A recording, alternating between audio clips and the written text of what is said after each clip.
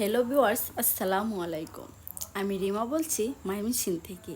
রিমা আহমেদ ব্লগের পক্ষ থেকে আপনাদের জানাই আরও একবার স্বাগতম। কাছে এবং দূরে, দেশ এবং দেশের বাহিরে যে যেখান থেকে আমার ভিডিওটি দেখছেন, আশা করছি আল্লাহ তাআলার অশেষ রহমতে সবাই ভালো আছেন। আলহামদুলিল্লাহ, আমরাও বেশ ভালো আছি। আরও একটি নতুন ব্লগ নিয়ে আপনাদের মাঝে হাজির হয়েছি। আজকের ব্লগটা দুপুর থেকেই শুরু করেছি।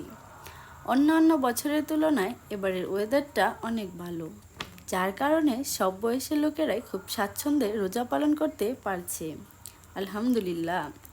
এই পবিত্র মাহে রমজানে সবাই কেমন দিন কাটাচ্ছেন আমাকে কমেন্ট করে জানাতে পারেন। আপনাদের কমেন্টে আমি উৎসাহ পাবো পরবর্তী ভিডিও বানাতে।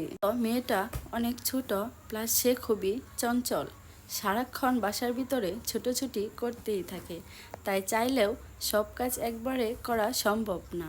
তাই রমজান শুরু হওয়ার আগেই ঘরে সাফ সাফাই করে ফেলেছিলাম। বাট বিছানা গোছানো, ঘরের অন্য আসবাবপত্র পরিষ্কার পরিচ্ছন্ন রাখা, রান্নাবান্না করা, এগুলো কিন্তু কোনোদিনও আমাদের পিছু ছাড়বে। যতদিন বেঁচে থাকবো করেই যেতে হবে। যাই হোক, ঘর গোছানো কাজ শেষ করে মেয়েকে একটু বিছানায় শুইয়ে ফোন দিয়ে ভিডিও ছেড়ে দিয়েছি। রমজান মাস হচ্ছে মুসল্লিদের গুনাহ মাফ করার মাস। তাই আমাদের প্রত্যেকের উচিত রমজান মাসে রোজা নামাজ পালন করা। এ মহান আল্লাহ তাআলা পাক চাইলে আমাদের অনেকটা গুনাহ মাফও হয়ে যেতে পারে। আপনারা সবাই আমাদের জন্য দোয়া করবেন। এখন আমি কাতল মাছ বোনা করতে চেয়েছিলাম, কিন্তু ইফতারের আর বেশি সময় বাকি নাই, তাই বাজার কাজটুকু শেষ করে নিচ্ছি।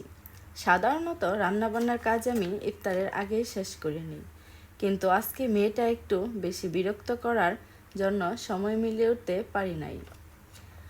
তাই বাজার কাজটা শেষ করে ইফতার বানানো শুরু করে দিয়েছি। পেঁয়াজ আর বেগুনি আমি সবসময় বাসায় বানিয়ে নিই। মেয়েটার জন্য সবগুলো করে উঠতে পারি না, তাই রাহার বাবা অন্য অন্য আইটেমগুলো বাহির থেকে নিয়ে আসে। এরপর আমি তরমুজটা কেটে শরবত বানাতে বানাতে ইফতারের সময় হয়ে যাচ্ছিল, তাই ইফতারগুলো নিয়ে বসে পড়ি। আজকের ব্লগটা এ পর্যন্তই। আমার ভিডিওটি ভালো লেগে থাকলে অবশ্যই লাইক, কমেন্ট, শেয়ার এবং সাবস্ক্রাইব করবেন। পরবর্তী ভিডিও পেতে নোটিফিকেশন অন করবেন। সবাই ভালো থাকবেন, সুস্থ থাকবেন। দেখা হচ্ছে পরের ভিডিওতে। খোদা হাফেজ।